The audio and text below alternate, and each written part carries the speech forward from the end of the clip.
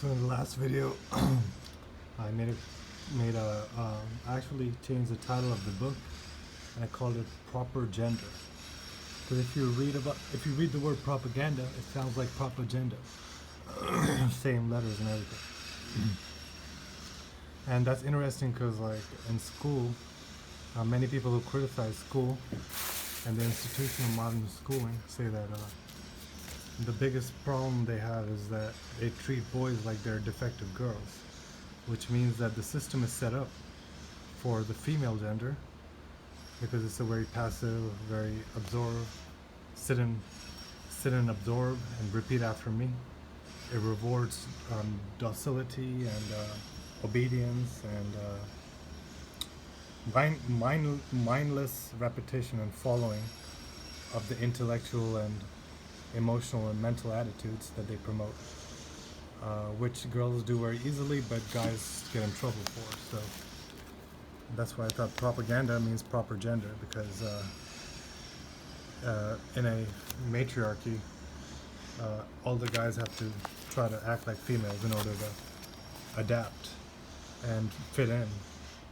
And I used to be very isolated a few years back, after I dropped out of medical school and got into red pill and seeing all the injustice and how I was screwed in my growing up phase. And then I realized that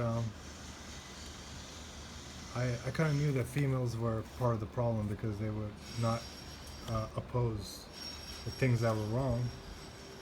As long as it benefited them, they would just stay quiet. And if it didn't benefit them, they would get fooled into some sidetrack activism, which would just make things worse, you know? So anyway, when I joined the club, I kind of had a lot of pressure because my behavior was so out of the ordinary that people were always looking at me with suspicion. So I really was forced to kind of like act in a certain way, and later even believe like they believed in order to fit in and get some praise, you know, and acceptance. But unfortunately, by kind of reserving my critical thinking and judgment, I ended up becoming the fool because I ended up getting fooled and not looking at things for myself with critical thinking because I kind of lost that habit. So anyway, when I read this about the external characteristics of propaganda, I see a lot of parallels between the changes I went through by trying to become part of the mass, so to speak. So the first part of external characteristics of propaganda is the individual and the masses. So any modern propaganda will first of all address itself at one and the same time to the individual and to the masses. The propaganda cannot separate the individual and the masses because to address itself to the individual in his isolation apart from the crowd is impossible. That's what I said in my last table topics, that to just, you know, get your self-worth from belonging to certain organization or group, it's a very foolish thing because most of these organizations were not created by you or anybody you know. They're old organizations, corrupt organizations, even the ones mom and pop charity ones you think are all great, the ones who hold the auction, the ones who hold the fundraisers and everything, think they're so great, but it's just a scam, you know.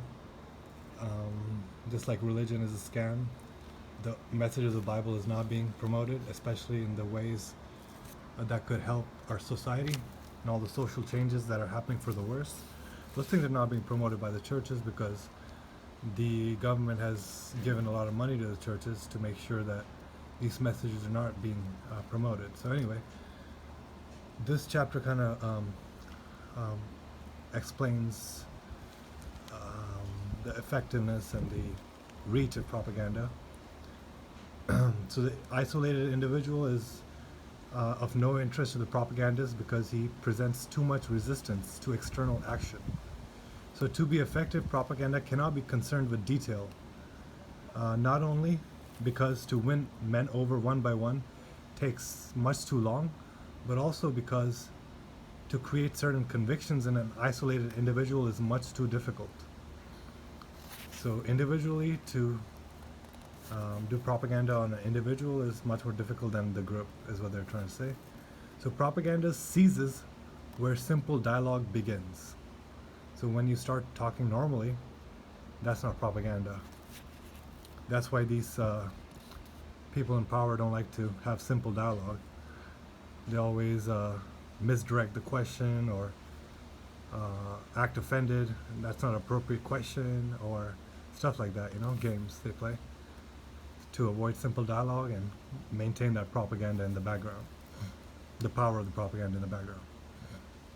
And that is why, in particular, experiments undertaken in the United States to gauge the effectiveness of certain propaganda methods or arguments on isolated individuals are not conclusive. So he's saying all the studies they did back before the 60s were bad studies because they do not reproduce the real propaganda situation. So it's just like many experiments done today, they're not representing the real situation. They're trying to promote certain results with a limited environment, which will prove their results more easily. So conversely, propaganda does not aim simply at the mass, the crowd. So it does not even aim just at the mass or the crowd. A propaganda that functioned only where individuals are gathered together would be incomplete and insufficient. That's one thing I didn't understand when I was trying to do propaganda, is that it's much more complicated than just speaking to a group, because there's some dark arts involved. So also any propaganda aimed only at groups, such as if a mass were a specific body having a soul and reactions and feelings entirely different from individual souls' reactions and feelings, would be an abstract propaganda that likewise would have no effectiveness. So you can't just aim at a body like it's an individual. Modern propaganda reaches individuals enclosed in the mass and as participants in that mass. Yet it also aims at a crowd, but only as a body composed of individuals. So they always keep the individual in mind when they're doing propaganda. Now it's saying, what does this mean? First of all, that the individual never is considered an individual, but always in terms of what he has in common with others. That's one thing I learned as a teacher: find common ground, such as his motivations, his feelings, or his myths. Because teaching is not about conveying information anymore, it's all about forming attitudes and pushing propaganda. So this individual is reduced to an average, and except for a small percentage, action based on averages will be effectual. So propaganda is effective because it reduces man to an average, and except for the really strong-minded, stubborn types, they call them stubborn, action based on averages will be effectual. Because Aldous Huxley himself said that only about 20% of the population is totally immune, completely immune to subliminal and persuasive reasoning. And that is not logical, with the aim of fooling people to do something against their will. So average people get succumb to it because 20% of the population is always suggestible, and then a larger percentage, like 40%, is suggestible, but it takes more effort. Okay, so anyway, moreover, the individual is considered part of the mass and included in it because in that way his psychic defenses are weakened. So when you're part of the mass, your psychic defenses are weakened because you think you're being protected by being in company, but you don't understand the company is your biggest enemy because it's the enemy you don't see. His reactions are easier to provoke, and the propagandist profits from the process of diffusion of emotions through the mass, and at the same time from the pressure felt by an individual when in a group. So that's what I was talking about earlier, the pressure I felt when I joined a new group after being socially isolated. It's a lot of pressure, and it changes you and makes you kind of makes you susceptible to emotions that you wouldn't otherwise be susceptible to if you weren't in the mass, and make you behave in a certain way too, because you're in that mass. So basically, your psychic defense gets weakened by that groupthink. So emotionalism, impulsiveness, excess, etc., all the narcissistic traits basically, all these characteristics of the individual caught up in a mass are well known and very helpful to propaganda. Therefore, the individual must never be considered as being alone. The listener to a radio broadcast, though actually alone, is nevertheless part of a large group, and he is aware of it. Radio listeners have been found to exhibit a mass mentality. Mass mentality. That's funny. All are tied together and constitute a sort of society in which all individuals are accomplices and influence each other without knowing it. The same holds true for propaganda that is carried on by door-to-door visits, direct contacts, petitions for signatures, etc. Although apparently one deals here with a single individual, one deals in reality with a unit submerged into an invisible crowd composed of all those who have been interviewed, who are being interviewed, and who will be interviewed, because they hold similar ideas and live by the same myths. Very important, the myths that people take as gospel truth, even though these myths were different 2 years ago, which is crazy. What George Orwell talked about in 1984, in animal form. So, and especially because they're targets of the same organism. Being the target of a party or an administration is enough to immerse the individual in that sector of the population which the propagandist has in his sights. This simple fact makes the individual part of the mass. He is no longer Mr. X, but part of a current flowing in a particular direction. The current flows through the canvasser, who is not a person speaking in his own name with his own arguments, but one segment of an administration, an organization, a collective movement. So that's what we see with the retarded actions and mindset and just lifestyle of these, these current so-called protesters. When he enters a room to canvass the person, the mass, and moreover the organized leveled mass enters with him. So this is Mr. X he's talking about still. Oh no, this is the canvasser. The current flows to the canvasser. When he enters a room to canvass a person, the mass, and moreover the organized level mass that enters with him. So he has the whole, the canvasser, the person in charge of the propaganda of the group, has the whole group behind. He's not just a person, he's the whole group himself. So he contains the power of the group, and so that enters with him.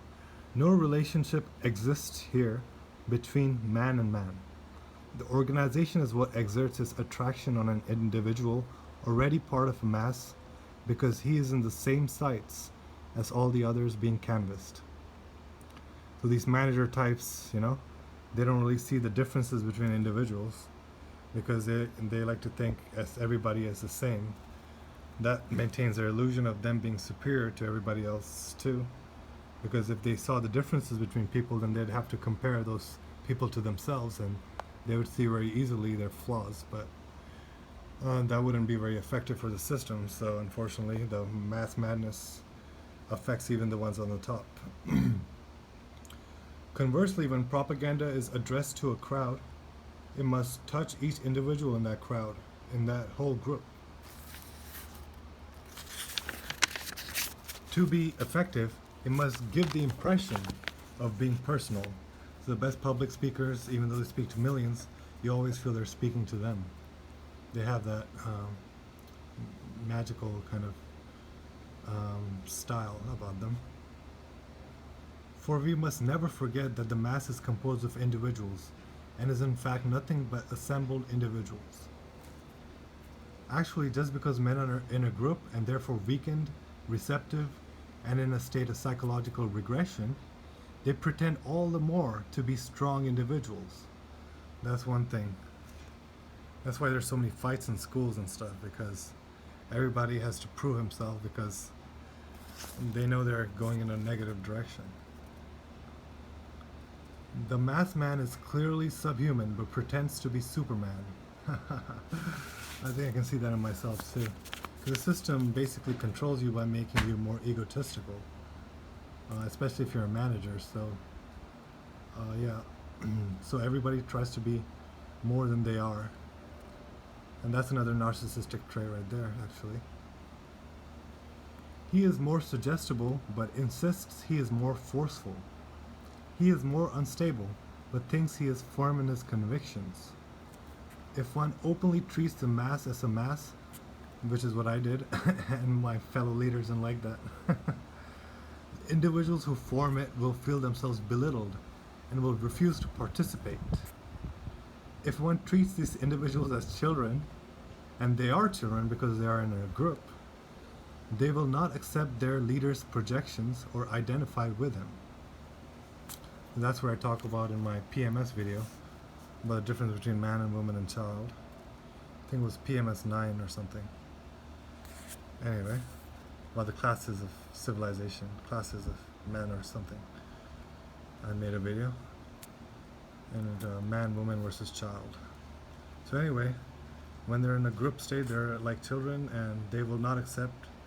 So if you treat them like children, though, they will not accept their leader's projections or identify with him.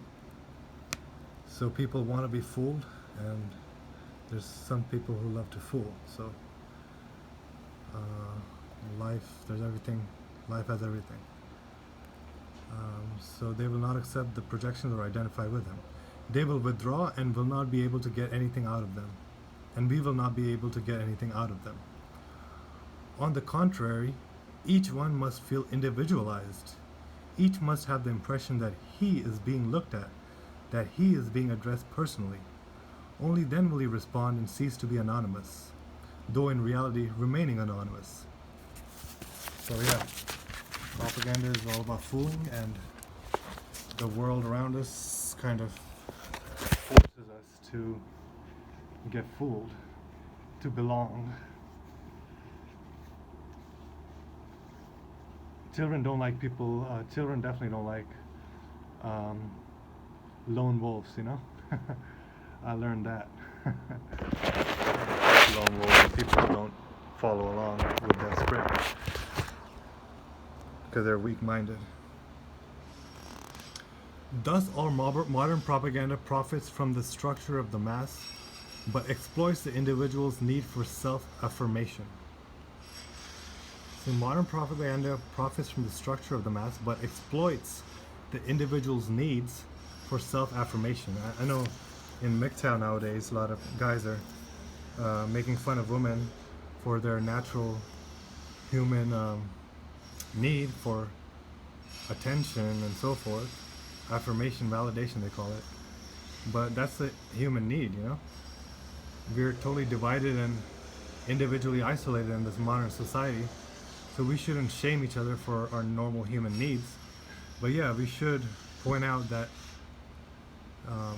in a relationship, there's expectations, and a certain gender likes to ignore the other gender's expectations and needs. So yeah, the fallout is kind of expected. So the two actions of must be conducted jointly. So the mass and the individual. This operation is greatly facilitated by the existence of modern media of communication, which has a remarkable effect of reaching the whole crowd all at once, and yet reaching each one in that crowd. Readers of the evening paper, etc., TV, movie, they consider it a mass that has an organic existence, although it is diffused and not assembled at one point. These individuals are moved by the same motives, receive the same impulses and impressions, find themselves focused on the same centers of interest. Wow, this is so detailed. So these individuals, these isolated individuals in the mass, are moved by the same motives.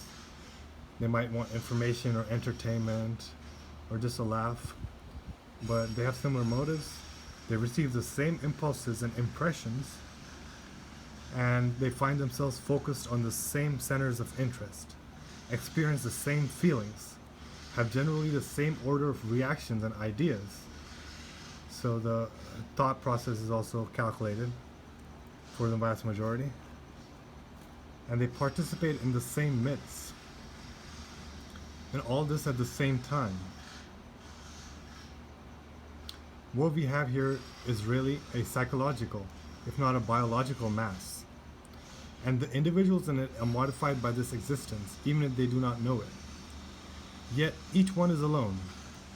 The newspaper reader, the radio listener. He therefore feels himself individually concerned as a person, as a participant. So you always have to feel involved, otherwise it doesn't work. The movie spectator also is alone, though elbow to elbow with his neighbor. He still is, because of the darkness and the hypnotic attraction of the screen, perfectly alone. This is the situation of the lonely crowd, or of isolation in the mass, which is a natural product of present-day society. And this was in the 1965, by the way. And which is both used and deepened by the mass media. Exploited. So the isolation is used and deepened by the mass media, which is obvious. The most favorable moment to seize a man and influence him is when he is alone in the mass. It is at this point that propaganda can be most effective. So I know this one girl in the club, she was always trying to flirt with me and hit on me. And she would only do that initially because at that point I was very vulnerable, very weak, very confused in this new situation, very unstable, you know? And she threw so much at me all at once, totally confused me. But she knew at least that the most favorable moment to seize a man and influence him is when he's alone in the mass. So that's why I hate that bitch, because she's a propagandist and an evil woman. We must emphasize the circle which we shall meet again and again. Oh yeah, and when I was more confident, then she just left. And then when I tried to hit on her, then she's like, why are you hitting on me? And try to get other people to get me off of her, you know? When I was just defending myself, I wasn't even hitting on her, but I did hit on her once or twice. We must emphasize the circle which we shall meet again and again. The structure of present-day society places the individual where he is most easily reached by propaganda. That's the biggest crime right now, that we're made so vulnerable and at the mercy of these monsters. The media of mass communication, which are part of the technical evolution of the society, deepen the situation while making it possible to reach the individual man, integrated in the mass. And what these media do is exactly what propaganda must do in order to attain its objectives.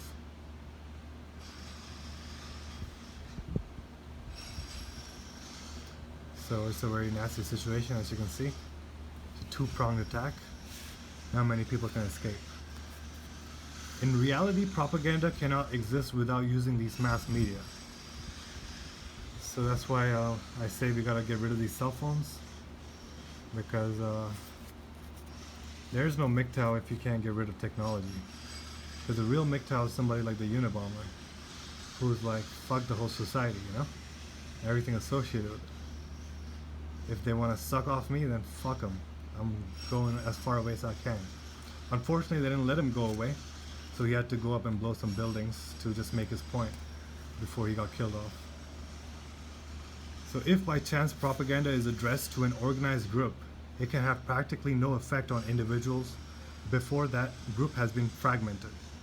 So this is why the family structure was destroyed by design over the last few decades, because a family, parents and brothers and sisters can neutralize the effects of propaganda, but they made sure to break the organized group of the family throughout the West, and now individuals have no defense because their group has been fragmented.